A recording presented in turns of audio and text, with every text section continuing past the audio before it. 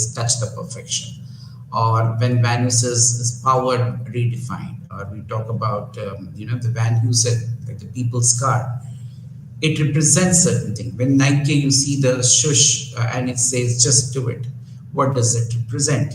So it should be meaningful. In the case of Ray-Ban, the name itself is so it's built into the brand itself. So you got to understand that it should make some kind of a meaningful assessment in terms of interpretation by the people. It should be also updated. It should be updated from time to time, because today we are in transient times. Today the brands which perhaps represented a particular line of business, this is very characteristic of certain products which have grown, for certain brands which have gone beyond the products which it represented at some point of time. So that today, if you see, they're almost like you can leverage on them as a kind of an envelope or kind of a family, or you can extend it. Something like Maggie, Lux, Dettol, they've all been able to extend that. So they should be able to update, looking into the various opportunities which come in the wake of new products which the brand is getting associated. From a corporate point of view, when you are diversifying into new businesses, something like, I can take the example of Airtel, for example, from Bharti Airtel Services, teleservices. Airtel, when it came up, it was only operational in the area of mobile services. But as time grew, they started going beyond in terms of the offerings. They've got e-wallets now, they've got DTH, they've got optic fibers. And as you expand, your logo should be, or your brand element should be able to accommodate that.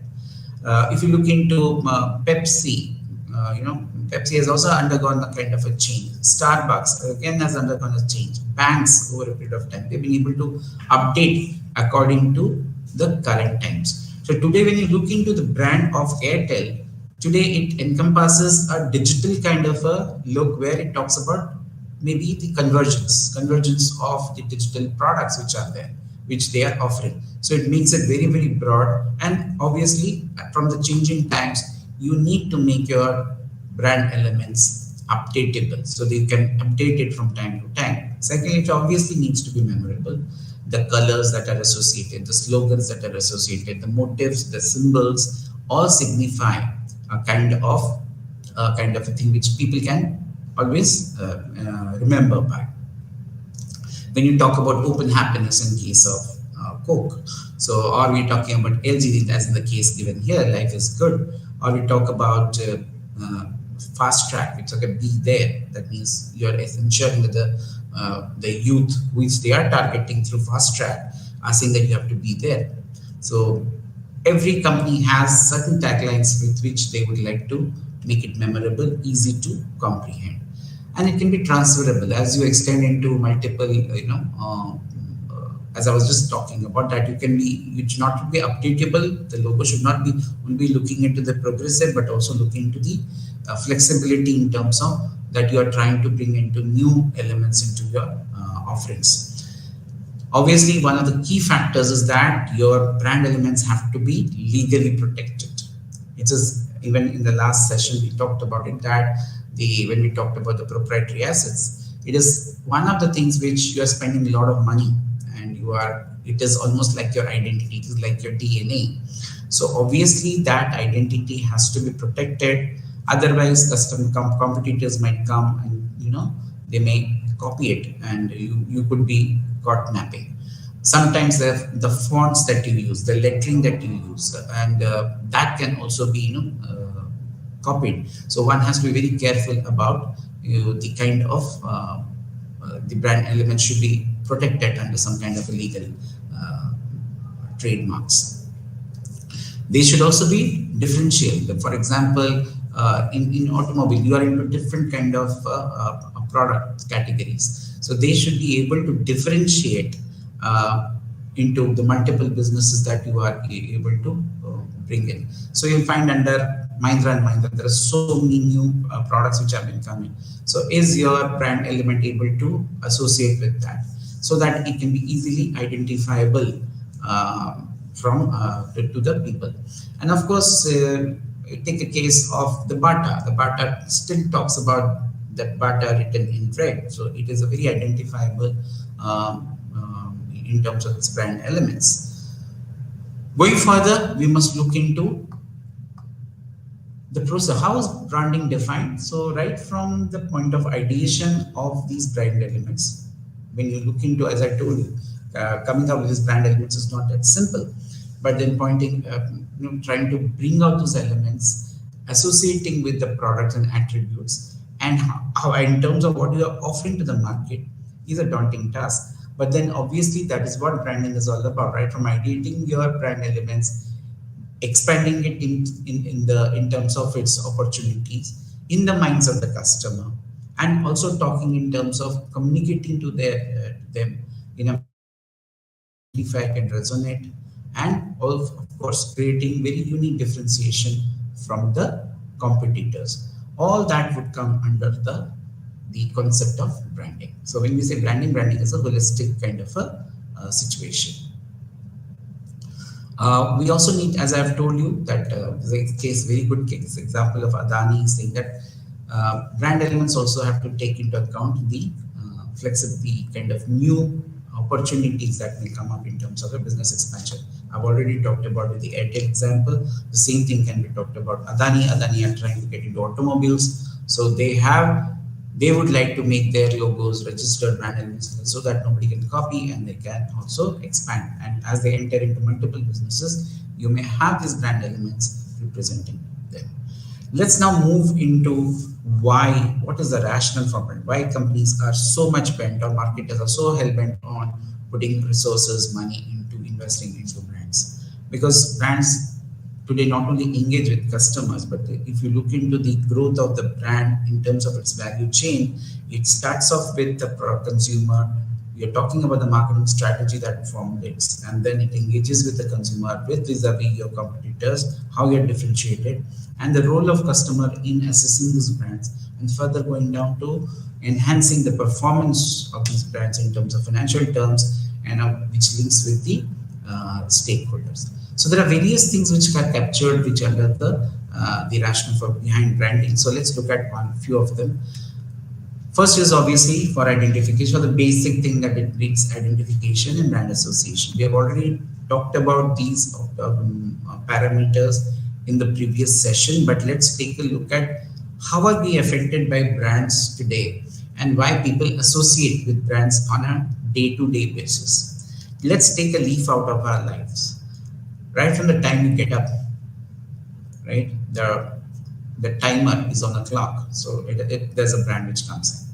Right, when you go for brushing your teeth and you're having a cup of tea, again that's branded. The toothpaste, the toothbrush, then you go out for your walk maybe, right? So the shoes that you wear, and the kind of t-shirts or the track suits that you wear for your taking a morning walk, again those could be branded. There's accessories which again from Adidas or whatever the brands that you could be using. Going forward, you will, when you come back, you have a breakfast. The breakfast would be, of course, nowadays we have branded breakfast in terms of Kellogg's and so on and so forth.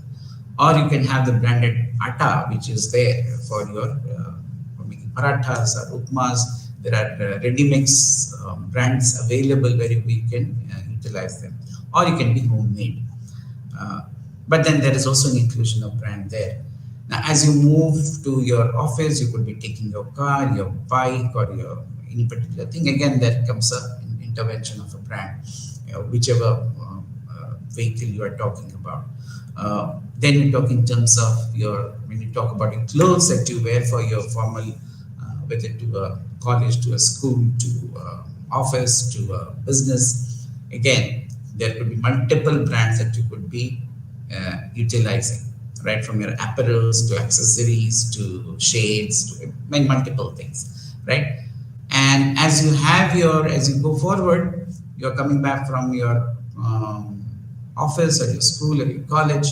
Obviously, again, you use those modes of transport, which are again brand specific. Of course, during the lunchtime, you would like to take a time out and have a dine out in a McDonald's or a KFC or whatever it is, or in a particular hotel, which again are branded. Coming back, when you're back to your home, you would like to change over to a casuals maybe. Again, you have brands. You go for an evening outing with it, or you go for a dinner with your family, and then of course once you come back, again you settle down. You may browse all throughout this. You are also utilizing your smartphone, which is again branded, right? So everywhere you will find that there is an association with some brand or the other for a particular job, for a particular utility that you have.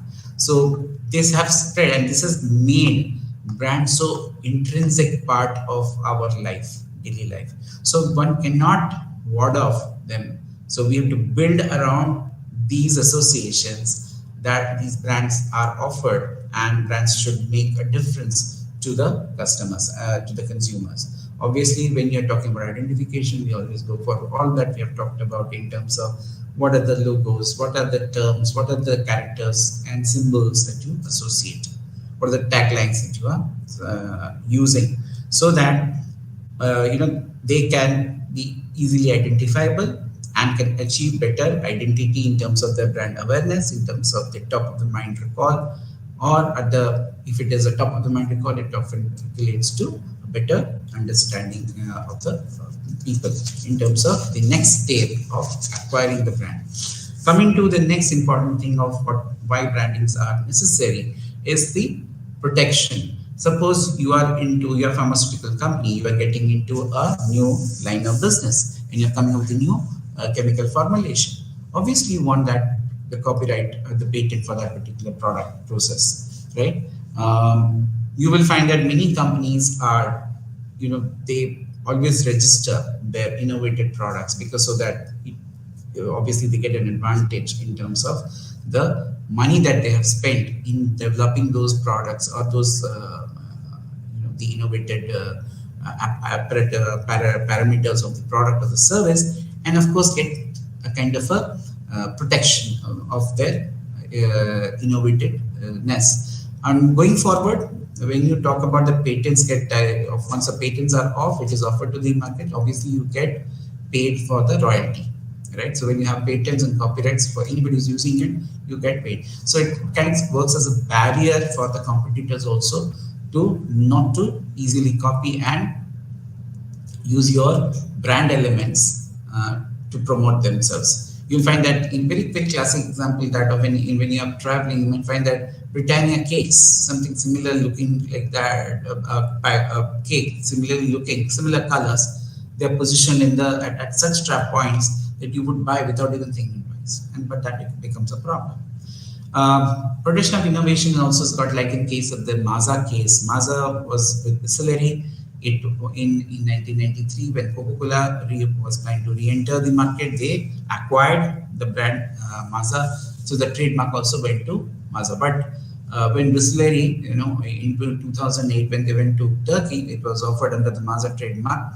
So Coca-Cola took it up as a legal case, and they filed in the court of law. And of course, the court had to step in, saying that Distillery cannot use the name Maaza trademark for their business interests, because it is an accepted name, because it is a name which is people identify with, or that culture is sensitive to.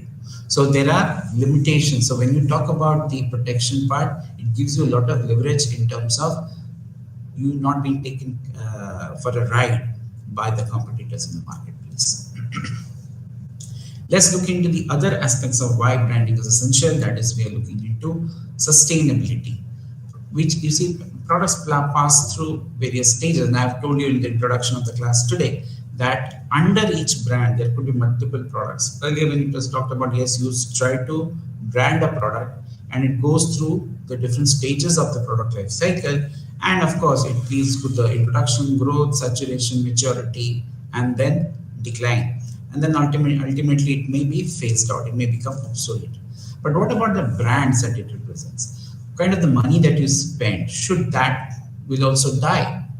So care has been taken to see that while the product is at a maturity stage, and when there is a opportunity for you to modify your products, you go for branding exercises or branding initiatives, where you can look into extending the brand across other product categories. So as a result, what happens? The product may come and go, but the brand life cycle still stays, and of course the marketer can leverage on this brand as we go uh, into the future. So obviously you must look into that, from sustainable point of view, brands are more sustainable than the maybe the products.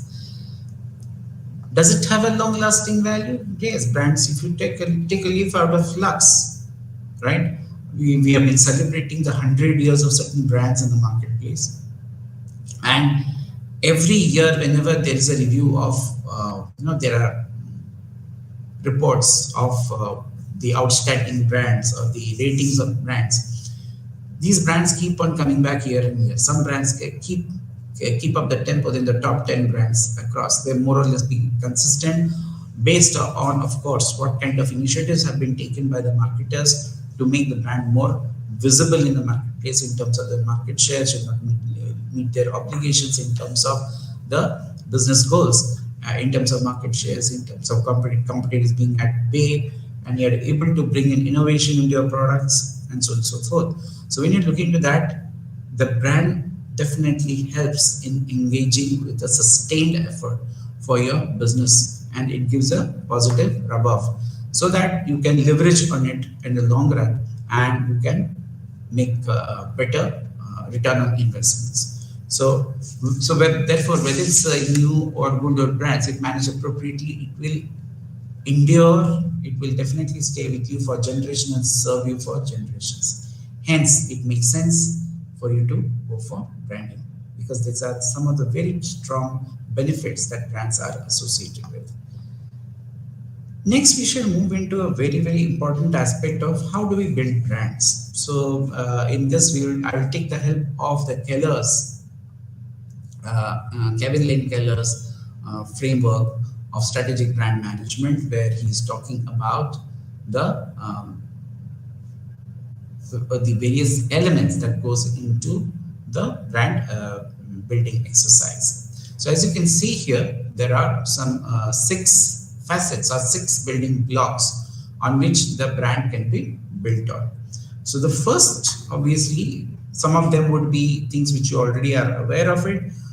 But we will go in a detailed manner so that you understand the kind of intricacies that are involved in making in building a brand today. So as you can see, the first one we will look into is the identity part. The identity part, as you can see here in parentheses, it's given as breadth and depth of brand awareness. We have already discussed that identity or a brand awareness is the critical part is the most important part in terms of the brand getting identification or getting some recognition.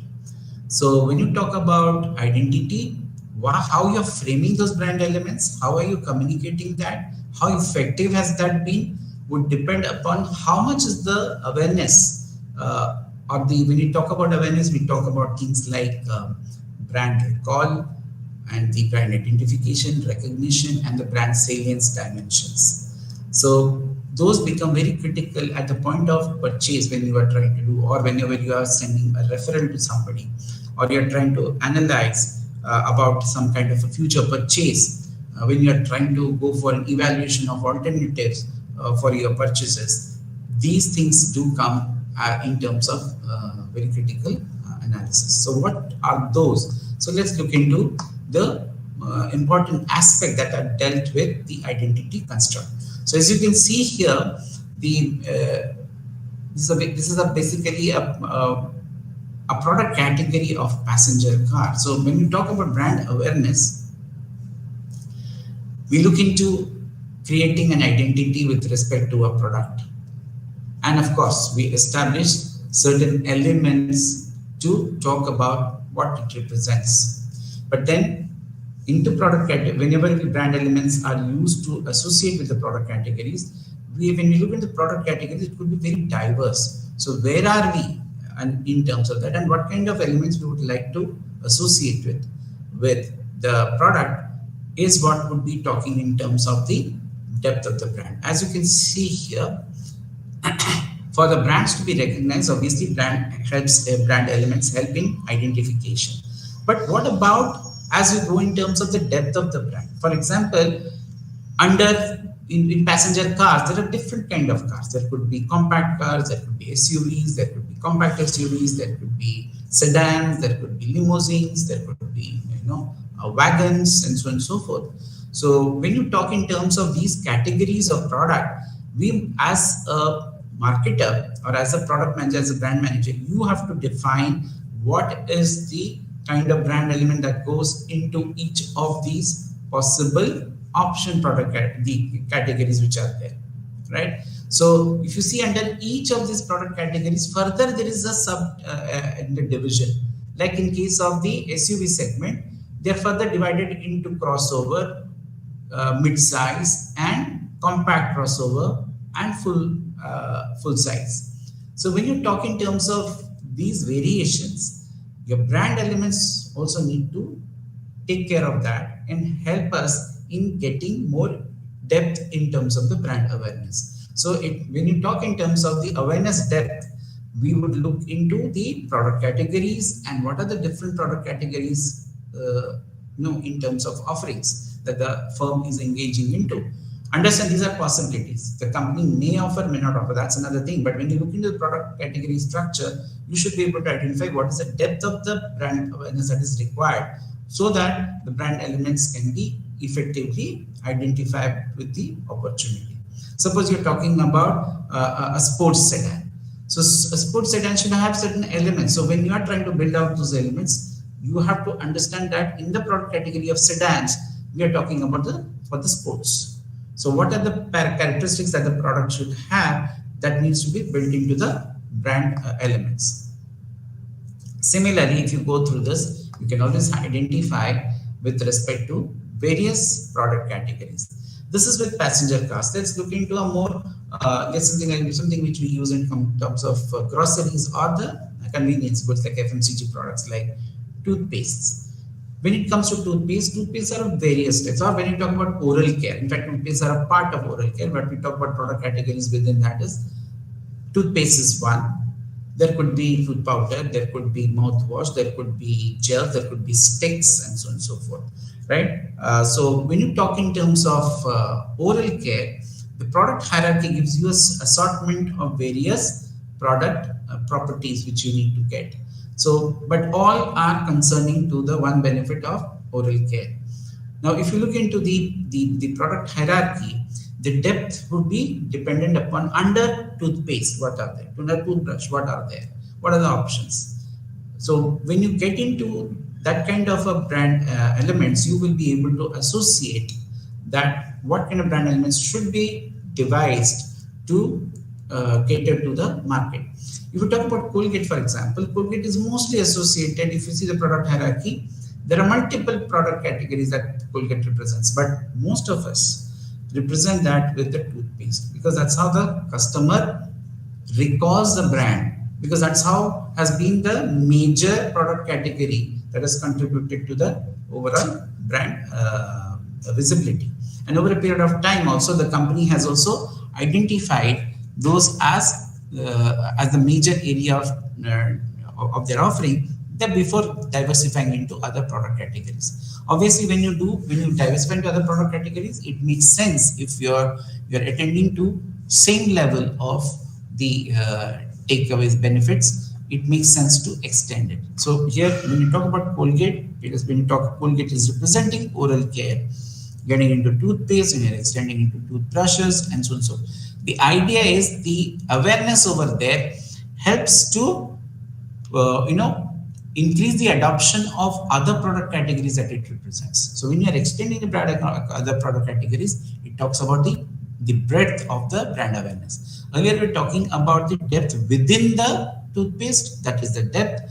When you're talking about across product opportunities or product categories, that is called the brand awareness depth. So is that clear to you? I hope it must have been clear that when you talk about identities, you have to create identities not only from the breadth, but also from the depth of the brand awareness, which basically is talking in terms of making your brand elements stand out in terms of your branding exercise to create identification, because this is the crux. Unless you are utilizing your brand elements to identify your brands, people will not recognize it. They will not be able to create any kind of recall factor. They will not be able to move further. So it is almost like coining the DNA of your brand. So moving next to the next thrust area is, of course, within the brand building blocks is the performance parameter. If you look into the brand performance, we look into multiple facets which are there, and we also look into the brand positioning. So when you talk about performance factors, what do we mean by that? The brands that you are offering, how is the brand performing in the marketplace? Does it meet the requirements of your target customers? Obviously we have done that exercise while we are planning for the products and services, that we must look into, scope into what the needs and wants are. And then, of course, it leads to certain levels of product hierarchy, which you have to remember, the augmented part and the potential part. All that is part of the performance, because when you are not factoring that into your brands, obviously it cannot perform. So you have to understand the need assessment, the wants of the target customer, and then you look into how these products can be, the brands can be calibrated towards the needs. And of course, understand when you are offering these brands to the customers are, as I told you, they buy the brands for various reasons, for utility, for utility or functionality, or for the emotional values. So those have to also to be taken into account while you are bringing in the performance parameters, because performance, like in case of how the product, how the brand is actually getting implemented or getting consumed. If it is a service bank, like a bank is giving services, how is that bank giving that service is going to be a critical part of the performance criteria. When it comes to tangible products, obviously what kind of quality standards, the way it is to be used, and of course the benefits that would accrue, would talk in terms of the brand performances. Going forward, we look into the brand positioning. Now, positioning as a concept, as if you remember, is a very important part in the market strategy development.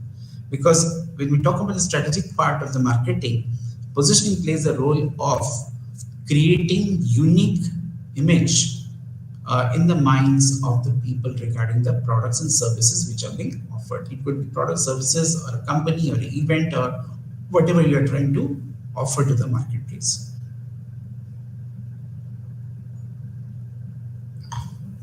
However, a positioning is good enough to create that image, but that image has to also to be corroborated by the actual worth of the product.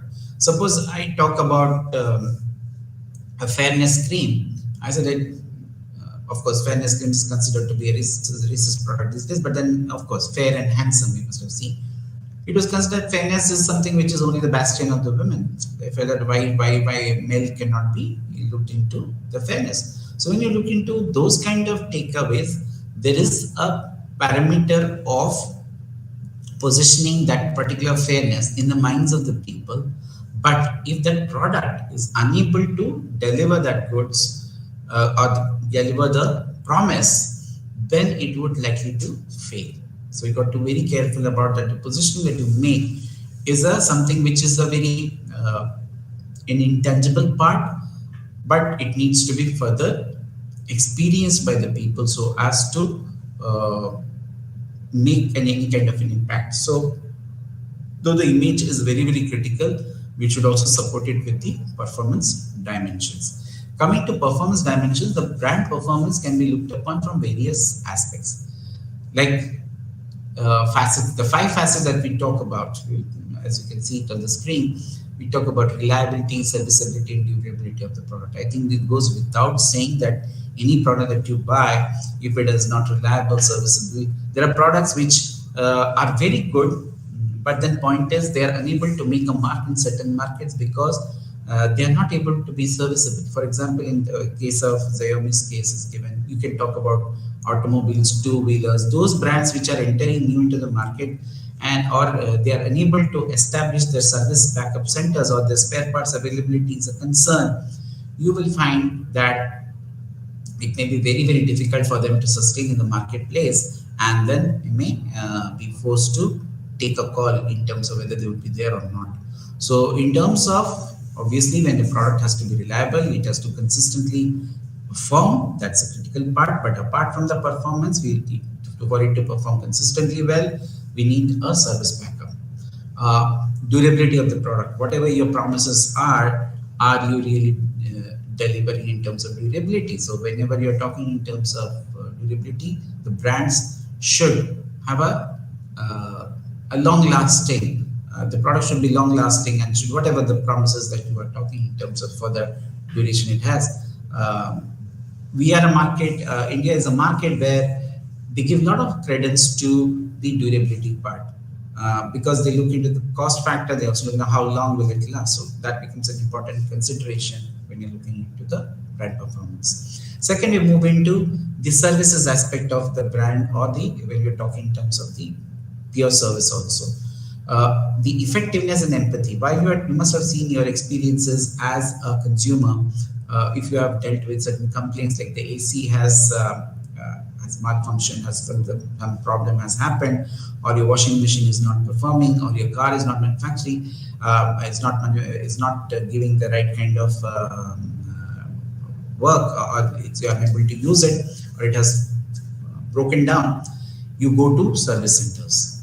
How the service is meted out is also part of branding, is also part of brand performance, because you may promise a lot of things in the advertisements, but if it is not properly given in terms of the effectiveness for the just taking care of the people, or having said, if I have if my car has conked off, my car is broken down on the road, and I have put in money for a roadside assistance, and I call up the service station and say that, oh, it is already lunchtime, I cannot go and do it. Well, what does that speak of? The brand may be a great brand, but if it does not get delivered there, it does not look into the empathy that the provider has to bring in, obviously it will fall apart. And it's not just one shot that you're doing. Are you consistent? Even if you do a good job today, are you able to give the services for every time that the consumer is having a problem? Whenever there is a defect that has been worked out, or a complaint that has been registered. So in case of in summers, ACs are they snap off very easily. So there are repair, people fall back on the service centers, but there could be inordinate delays. The response time could be very, very badly affected. So the effectiveness of the service is also a very critical part of your brand performance. Next, we move into the design and style. Obviously, today's consumers are more affected by what kind of the aesthetics aspect of the product, of the brand, in terms of color ranges, in terms of options, in terms of what makes sense in a given market, and what is the fashion quotient for people when they're talking, not only in terms of apparels, but in terms of the kind of products that they possess, the kind of house that they live in, the interior decor, everything. So the kind of paint that they use, the kind of car that they be using, the kind of wardrobes that they have inside the house, are they branded, and all that. All, when you talk about all these things, the design and the style becomes very, very critical. A case of IKEA is there, where they try to involve the consumer to a greater extent to satisfy them, looking into the design and style.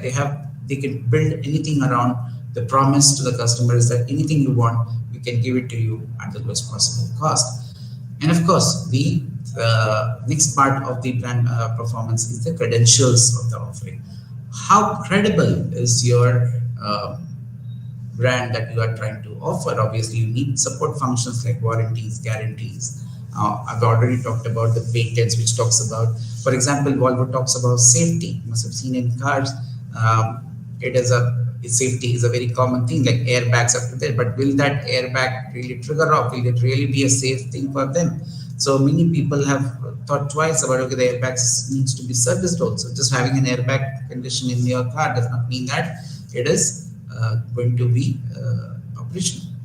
Many a times you'll find that your music system, for example, in the car is supported by so and so. What is the credibility of that?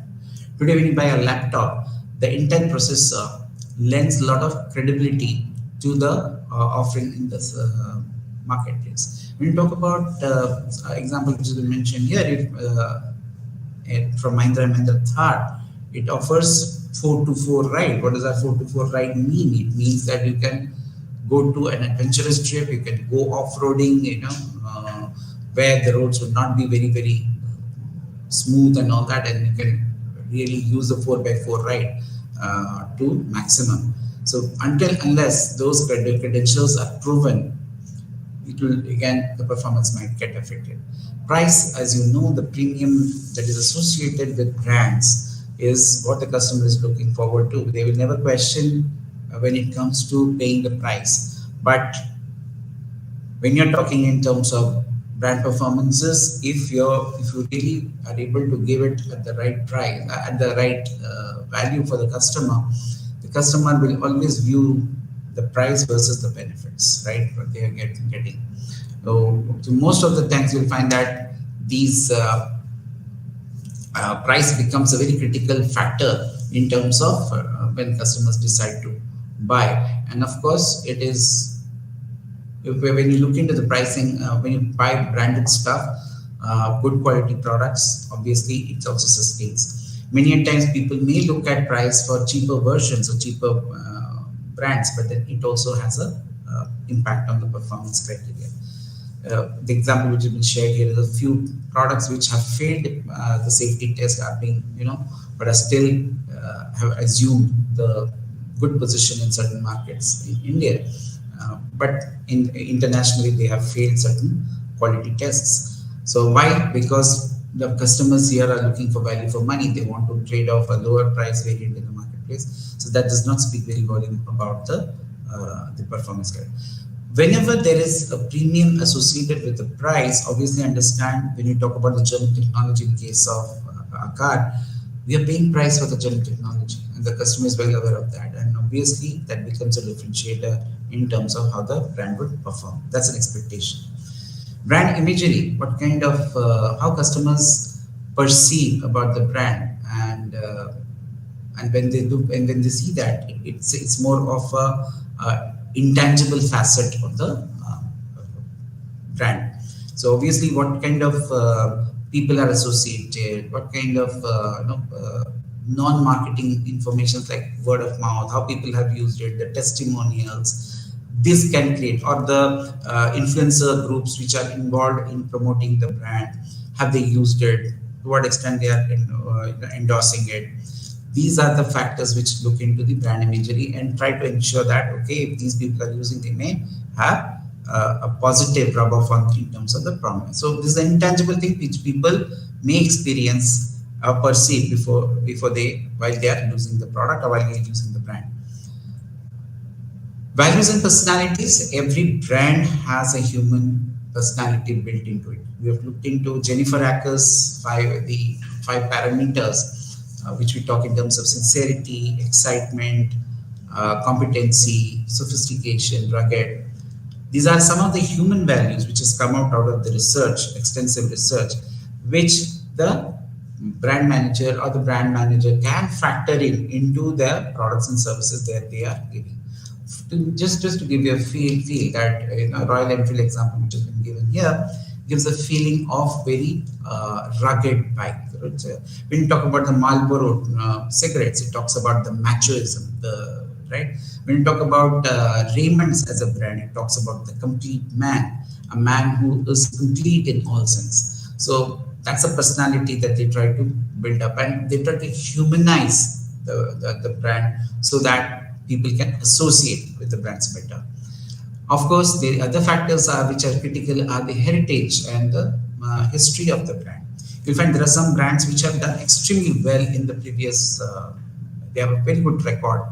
And the case in point would be that, your past experience has been very good. So that is also an indicator of the product performances.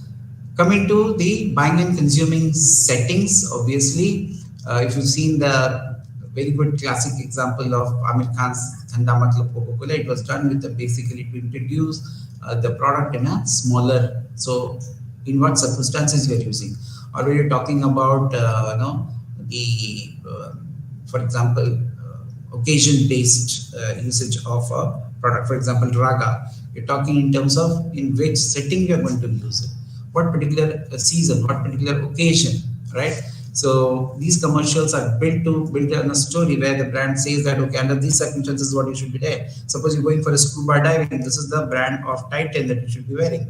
So it talks in terms of the settings in which particular brands have to be used. Looking into the next most important thing is the brand user imagery. User imagery talks in terms of the race, the gender, the income, who is going to use. Obviously, this gets in the target profiling. When you are seeing the ad, you know who it is meant for. Obviously, you get to sense as to what is the gender that they are looking into, or is it a unisex? Like United Colors of Benetton talks about unisex products, and of course, when you're talking about premium brands, you're talking about the income parameters of so obviously the user imagery tells you that if you go to these are the parameters which you look into the brand performance. Cadbury's has dealt with various age groups in terms of their who should be using, what kind of products should be used by whom, by the youngsters, the mature people, or the kids. Coming to the next most important part of the is the positioning part, where we talk in terms of the point of parity, point of differences, as well as the frame of references and brand mantra. These are the three things that you look into when you're talking in terms of creating the image, which is called the positioning. The concept of positioning has been devised by Alrise and Jack Trout to create a distinct image in the minds of the people vis-a-vis your competitors. So the frame of reference is basically, for example, when you're talking about the two-wheelers, are you talking about bikes? Are you talking about scooters? Are you talking about, when you're talking about detergents, are you talking about high-priced? Are you talking detergent liquids? Are you talking about, the powder or soaps? That category is when you're talking about the frame of reference. So this is a very common point of reference that you talk about. Point of parity and point of differences, basically when you're looking into, okay, in case of bikes, I'm looking into 250cc or a 350cc bike. That is a point of parity. But then when you get into differences, you have to weave the point of differences in terms of communicating it to the customer. So I may be dealing in the 350cc bike, but it is coming with a difference. So Enfield will have a different thing, Honda will have a different thing, Yamaha would have a different kind of point of differences. So the positioning is built on identifying the point of parity, because point of parity is those aspects which the consumers perceive that should be present in all the brands. So point of parity should be that it's a common point of reference for every brand. But when it comes to point of difference, that is where you can create unique brand associations with respect to your product and then make it available to the customers. And that's where the customer tries to identify with. See, just to give an example of your case of Bullet, Royal Enfield, it has the point of parity is that it should be rugged and all those pricey and all those things. But when it comes to the point of differences, the offloading that it has, the capacity it takes, right? It has to be taken care in terms of the point of differences and be captured in the kind of positioning that the brand is being promoted, of creating that image. So you'll find different models have a differentiation in terms of colors. They will talk about different names which have been come, like in case of they have come up with Himalayan, Interceptor, Scram, Meteor, Continental. Each one is unique in its own offering in creating differences in the minds of people. Brand mantra is one or two, three words where you try to sum up what the brand stands for, right? So you say that with respect to BMW, a very classic example is the ultimate driving machine, right? the best the man can get, those kind of references which are being made. Uh, Bajaj, when they entered into 350 category, they talked about Hati Mat Palo, which means basically you are making a dig at a competitor that, okay, but the point is when you're talking about Hati, here Royal Enfield was touted to be, it had an image that it was not very quick and fast. It took to any kind of changes. But Bajaj portrayed that as a differentiating point while you're talking about. So when they try to give this particular line, mantra, it brought out that difference very well in terms of what people wanted to associate with. Next, we move into the judgment. The brand judgments are made in the minds of the opinion of the customers. And of course, they looked upon, when you look into these parameters, they are built on the credibility of how credible they find that the brands are. So they will give you some ratings when you ask some surveys, or they say that, okay, we perceive this to be good, bad, or weak on the basis of what kind of credibility the brand has. The better the brand image, the better is the credibility. Superiority obviously will find some unique attributes when they are using the product, while they're evaluating it, whether these superior brands are actually getting, because when you're talking about promising something in terms of your brands, they also find out whether it is a kind of really it is a superior or it's not a superior, right? Quality, of course, has a very positive disposition towards the brand. The more the quality that you're packing, the better is the kind of predisposition of the consumers towards the brand judgments.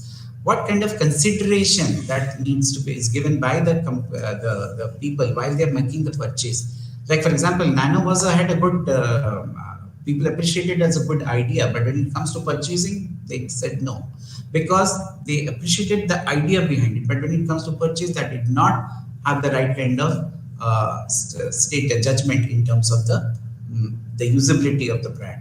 Hence, perhaps it failed to register with the customers. Brand feelings: a person can feel happy, or may feel very cool with the kind of the usage of your brand, or they feel very secure by usage of those brands. So these are related to the various important aspects. I think a lot of examples have been shared in terms of, and brands have been able to bring out in their advertisements all these factors while trying to demonstrate it to the customers or to the consumers through their advertisements, right? So fun, coolness, warmth, security are few feelings, which are self-respect. When you talk in terms of, when you talk about social, the esteem factors of a person, because in Maslow's need hierarchy, your self-esteem is a very, very important aspect. So esteem needs can be looked upon while you are curating your communications to them. Social approval: if you are owning such a brand, are you a kind of a person, like for example, like in case of wedding, this is the brand that you should be wearing. If you're a high-end officer, a particular brand should be used by you. So these are again social approval things that comes from cultural elements, the way the people consume in that particular market. So these are the feelings which are associated with the brand feelings. Then comes the question of brand resonance. If you talk about brand resonance, this is the ultimate linkage it's the last building block in the brand building exercise, which looks into creating a very strong connect with the consumer. So if all these building blocks, if you see right from the identity to the feelings to the performance to the positioning, they engage with the customer at a different level. And as you move from identity to the brand resonance, the brand engages more with the customer, taking the consumer into the fold. So more they engage, what they stand for, what are their feelings, what kind of emotions are coming. When you talk about judgment and feelings, it was mostly the emotions that they felt with the brands, with the usage of the brands. As a result, what happens? There's a strong connect that is you are able to establish. And when you look into the last building block, which is at the last but a very important part of the brand building exercise, that is called the resonance dimension. The resonance can be looked into from two parts. One is the intensity of the bond. That means how much does a brand buyer feel to have with the brand. Second is the magnitude of activities. So one is the how strong I feel about the brand. Secondly is the what kind of, because of that strong feeling, how much activities, what am I engaging when I'm using the brand? Am I engaging that? Am I taking talking good about it?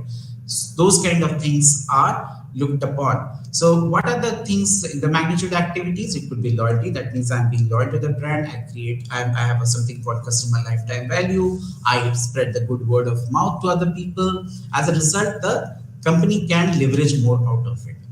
The If loyalty is not the only thing, we have to look into the attachment, the emotional cord that needs to be attached to a consumer's involvement in that product is also something which needs to be looked into when you look into the brand resonance dimension, right? It is kind of loyalty may be okay. I've been using it; it may be coming as a compulsion, but then attachment is something which internally moves you to attach yourself with a brand, and it forms a very personal bonding with the brand. Very difficult to achieve. Loyalty does not assure, but then yes, loyalty is a kind of a precursor for getting into the attachment part. The more you use it, the more usage you find it, the more involved you are, you will feel for that particular brand. These feeling can translate into community and engagement. You may create, like in case of Harley Davidson, there's something called HOG, Harley Owners Group. They have created a kind of a cult kind of group where people who are associated with the brand would like to form a community, and they have rituals. They have brand rituals. They have the brand feelings, very strong feelings, which basically they do activities. They have these parties, or they create some events. They do some kind of proactive things to participate in creating society level intervention to create more better CSR activities or to cater to a market, and thereby you are able to create better resonance dimensions. When it comes to engagement, I think engagement is an overall riding philosophy in terms of the brand. It moves the consumer to engage with the brand at a very strong level. The moment you reach these parameters in terms of the loyalty, the attachment, the community, the community comes from, again, the networking that you need to have among these people. Marketers can utilize this, leverage this to take the brand to a different level altogether. And today, when you are diversifying, it always makes sense that these brands will sustain and will get more acceptance. So just merely creating identity is not important, but going forward, offering the products, performing, the brand should perform what it stands for. It should also create better feelings with the consumers as you go across with the multiple usages, and thereby create a kind of a conviction among the buyers. And the last but not the least is the cord of attachment, which I call as a psychological attachment that you have in terms of matching the frequency of what the brand is endorsing, what the brand is communicating with your offerings, and what the consumer is going through. So when that becomes relevant, the involvement of the consumers becomes much higher, and they're able to observe the real benefit of what a resonance dimension is. And for the marketer, it's a win-win situation when you have a brand which resonates with your target consumers. So we have gone through today's session as to what is branding, why branding is necessary. We have looked into the various meanings and also looked into the building blocks of creating what brands stand for and what brand is basically in the brand exercise. How do we build from identity to the resonance dimensions? With this, we come to the end of this unit. Thank you for your time.